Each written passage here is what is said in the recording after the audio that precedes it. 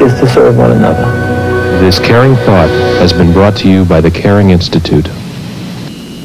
Dr. Bill Anderson is a licensed clinical and educational psychologist and a national certified addiction counselor, advanced level 2.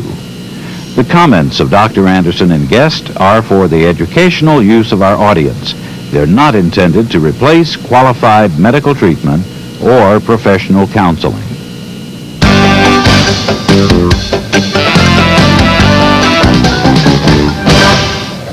We're back. The topic tonight, sex addiction. With us, Ginger Manley, who's a sex therapist, certified sex therapist, and of course, Dr. Bill Anderson, as always. Let's start out, go right to the phones. We have Brian on the line from Arkansas. Hi, Brian. You have a question? Yes, ma'am. Hi, Brian. Hi. What does it mean, like if I don't have sex for like one night, okay, and then I'll go to work the next day and I'll be in a really bad mood, and I don't know what it is, but I mean, I've noticed this for like a month. How old are you right now? I'm 22. You're 22 and you've noticed this for the last few months? Yes. Okay, I'm going to let the expert give you an opinion there and we'll discuss it. Thanks for calling, Brian. Sometimes there can be a lot of reasons. One of the things that I heard you say is that if you don't have sex every night that you're in a bad mood. Well, that may happen. I mean, nobody dies from not having sex. I think that one of the things that a lot of times people think when they're young is they have to have sex every night, but that's not true.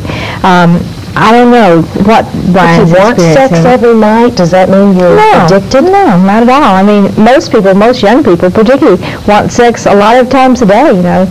There was a survey recently that was done among college students that said that about every 15 minutes, I think, most of the males were thinking about sex. Mm-hmm. That doesn't mean they were going to have sex every 15 minutes, but they were thinking about it. So, no, that's not unusual at all. You know, I think physiologically we need to look at the fact also that the male in particular reaches that sex peak, that sex drive.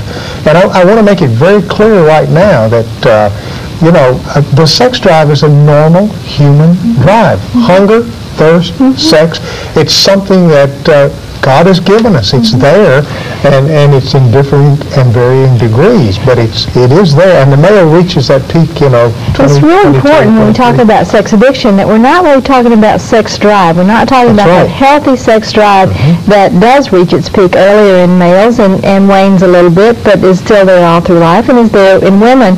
There's less of a peak in women. There's more of a consistency with women.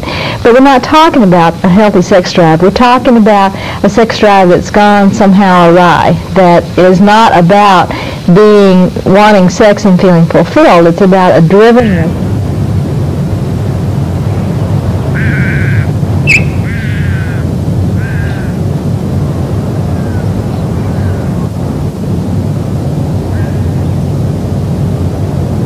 About 1 month after mating, the partially formed fetus, weighing about 1 gram, will emerge from the female's body and tenaciously clamber up to the pouch. The female is well adapted to successive bearing of young. The young raised in the pouch in this half-formed state are exposed to extreme danger. Research indicates that less than 30% of such young survive the year-long suckling period before they are able to fend for themselves. If during this period the weather is severely arid, affecting the mother's nutritional condition, the young kangaroo in the pouch will be the first to lose its life. This natural selection has ensured the survival of the red kangaroos in this harsh environment.